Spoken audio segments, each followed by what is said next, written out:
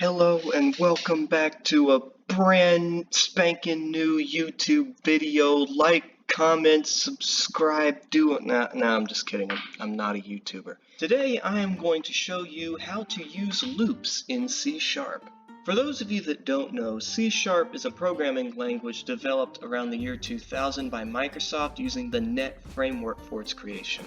Today, C# is one of the top most popular programming languages in the world, primarily used for creating applications for websites, mobile games, and Windows-based systems. To get started with programming in C#, you must first download the Visual Studio installer, which can be found at Microsoft.com. I will put links in the description below for this website, as well as documentation for this programming language, as well as another link to a video that explains how to use loops in C#.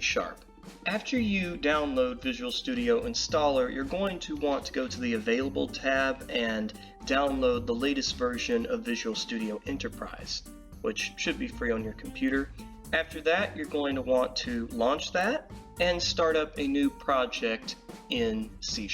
You can do so by clicking the following buttons on the screen. After you have created a new project for C#, you should be presented with a menu like this. It may be presented in a dark or light format, but in this case we will be using the light backdrop for this video. Loops in C# are designed to repeat a script until its condition is considered false. In C# there are three types of loops you can use: the while loop, the do-while loop, and the for loop. To demonstrate what loops can do, let's create a script that allows you to input a number, and then the loop will count that number until it reaches a certain limit.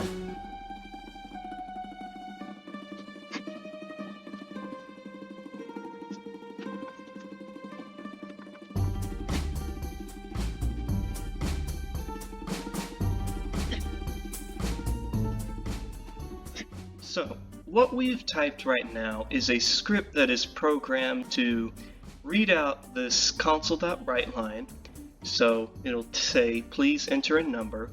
And when you enter a number, it will convert what you typed into this variable, which we're using your type as the variable. And up here, it's basically saying that your type is an integer, and your type equals whatever you type after this console.read line.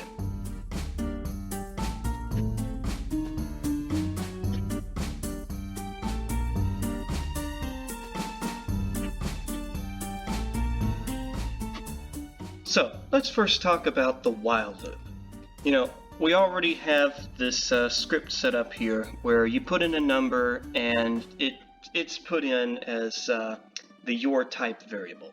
So in the while loop, what's going to happen is your type, has to be greater than or equal to 30 in order for the loop to stop.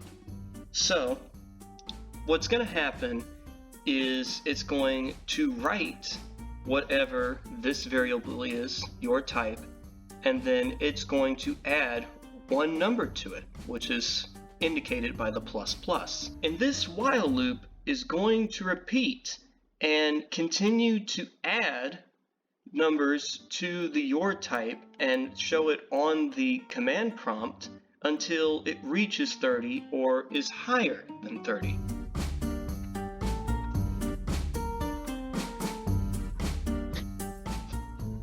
Now, the do loop works very similarly to the while loop. They print a very similar result. However, in the do loop, the condition inside the brackets for the loop are checked after it is ran at least once, which means if you inputted a number that is higher than the specifications of what's inside the do loop, it's going to be displayed on the screen at least once before it is checked.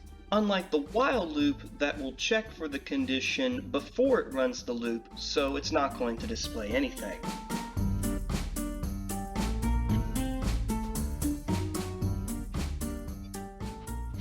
The for loop contains three statements at the beginning of its script. The first statement can be used to set up parameters for how many times the script should be executed. The second statement is used for the condition of the loop, which in this case is I is greater than or equal to 30. That's when the loop will stop, which I equals your type in this case. And the third statement is about what values will change in between the loops. In this case, we will be adding one integer every time the loop cycles. Now that you know how to integrate loops into your script, let's look at a more complex example. This is a much more complex example of how loops can be utilized in a script. This was one of my school assignments where you had to take 1,000 x and y variables and then determine what percentage of them is the most common number, and then also add their sums together. Ignoring all this crazy stuff like the right lines and the lists and all that sort of stuff, this is an example of how a loop can be utilized in this case. This script is using a for loop that initially I is set to 0, and it will continue to repeat until until I is greater than 1,000, that it's been repeated 1,000 times. And essentially, what it does is every time it repeats, it will generate a random number and it will store it into a list. And it basically does that 1,000 times over and over and over. So, at least to me, this is an excellent example of how a loop can be utilized for something much more complex. Hopefully this video has been insightful for those that have wanted to understand the fundamentals or basics of how to use loops in C#. I thank you for watching, and I won't see you in the next video. I'm not a YouTuber. Bye.